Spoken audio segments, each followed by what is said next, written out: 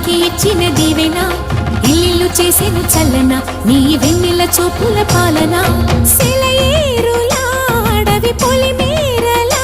ఉరికి ప్రవహించే ఓయమ్మ నీ ప్రేమయే వేవేల చేతులతో వెలసితివమ్మ అమ్మ ముగురమ్మలకే నువ్వు మూలపుటమ్మ కొండల కోరల మధ్యలో కోటి సూర్యుల చంద్రుల వెలుగుతో చెల్లెమ్మ బంగారు తల్లి వేవేల జేజేలి